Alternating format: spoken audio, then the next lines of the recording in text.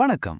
இன்னைக்கு நாம டிவிகே கட்சியோட 2026 தேர்தல் அறிக்கையின் பின்னணியில இருக்கிற உண்மையான பொருளாதார சாத்தியக்கூறுகளை பத்தி தான் ஆழமா அலச போறோம். எந்த ஒரு திட்டத்தையும் வெறும் வார்த்தைகளா பார்க்காம எண்களை கொண்டு அளந்து பார்க்கறது எப்போதுமே ரொம்ப சுவாரஸ்யமான ஒண்ணு. சரி, எந்த தாமதமும் இல்லாம நாம நேரடியா விஷயத்துக்குள்ள போயிடலாம்.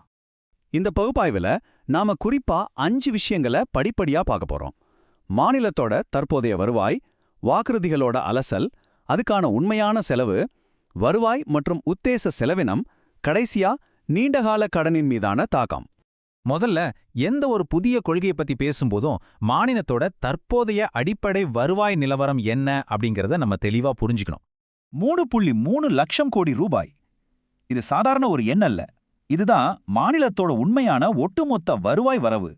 வரி செலுத்துவோராகிய நாம ஒவ்வொருத்தரும் மாநிலத்தின் வளர்ச்சிக்காக கொடுக்கிற பங்களிப்பின் மூலமா கிடைக்கிற அடிப்படை வருமானம் இதுதான். இந்த ஒரு நம்பரை நாம மனசுல ஆழமா பதிய வச்சுக்கணும்.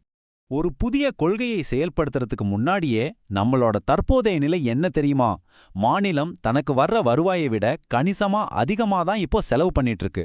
மொத்த உள்நாட்டு உற்பத்தியில 3% நிதி பற்றாக்குறையோட தான் நாம இயங்கிட்டு இருக்கோம். இதுதான் நம்மளோட ஆரம்ப புள்ளி.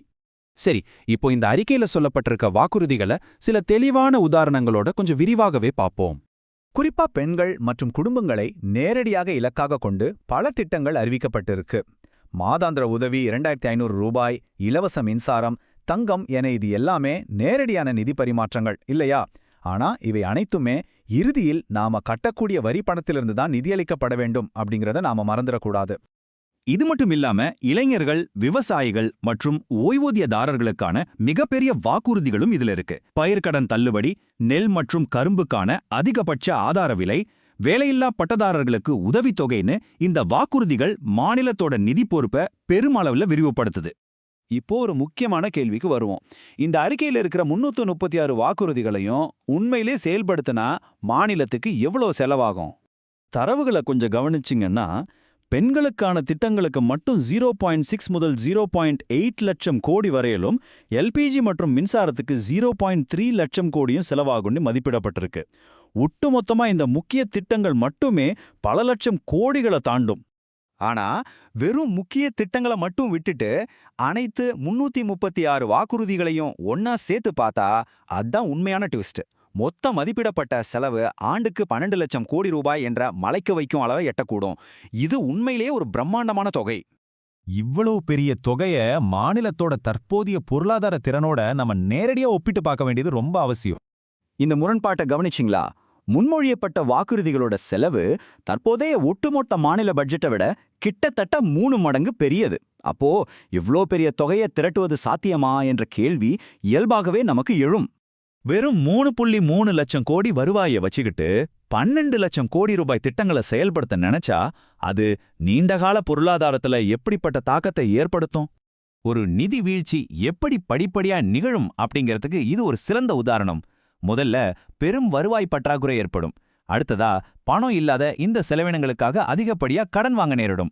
இது கடைசியில நிதி பற்றாக்குறை வரம்புகளெல்லாம் உடைச்சு நிர்வகிக்க முடியாத ஒரு மிகப்பெரிய கடன் சுமைக்கு உத்தரவாதம் அளிக்குது.